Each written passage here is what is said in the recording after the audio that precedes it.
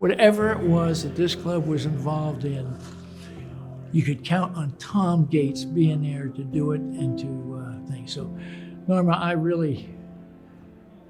you miss him. I know there's a lot of us who really miss him too.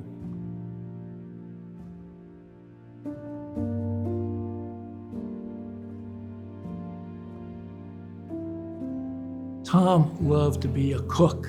I don't know whether it's because he wasn't allowed to cook at home.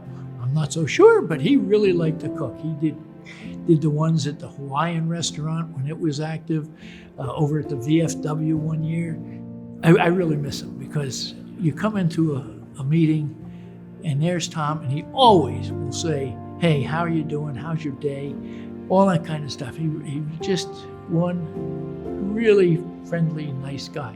I remember fondly every time he was at a meeting, he would welcome me with a big hug and an awesome smile. And he always had this twinkle in his eye, that you knew that there was a mischievous little boy still, in his mind. The biggest thing about Tom that I learned from the very beginning was his spontaneous humor, his incredible sense of humor, and his huge laugh.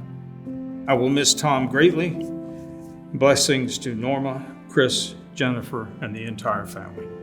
Tom he's a patriot. And I may choke up when I say this. I served over 40 years in the military. I know Tom served his time. He respected me for my rank and for what I did, and I respect him for what he did. So we'll miss him, but he's up in heaven now, taking care of things, getting things lined up. Whether he's practicing medicine or not, I don't know. I think that's taken care of up there. We'll find out when we go.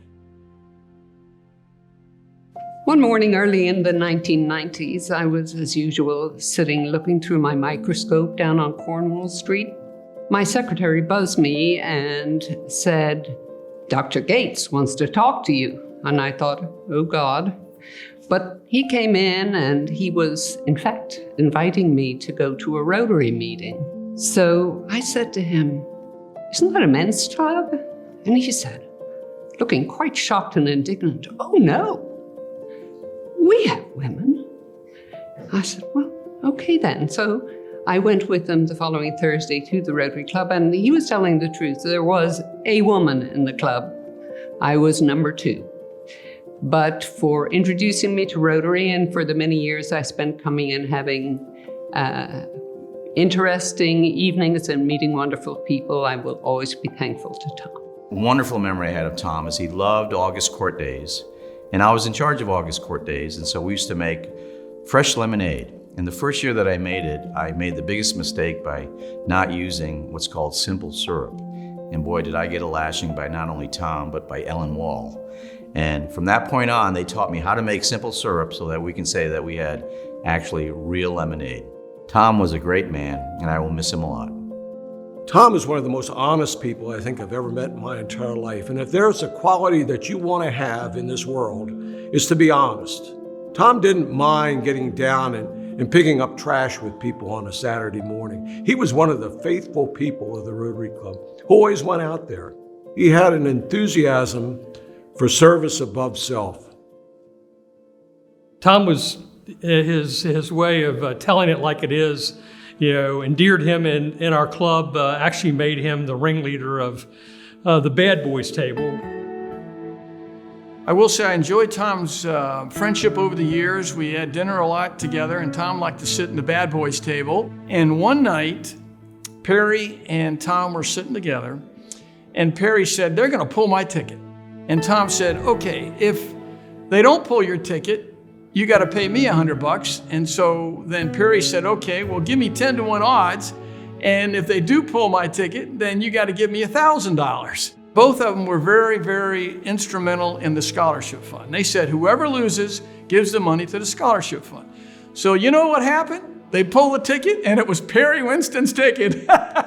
So Tom graciously made a $1,000 contribution to the scholarship fund as a result of that.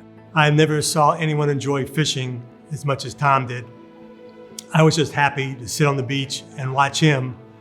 It just made my day to see as happy as someone could be fishing. I've been a longtime friend of Tom Gates, And I want to tell you, Tom was an ardent fisherman. The best times we had together were fishing in a tournament, fishing tournament. We did it every year for several years in Key West, Florida.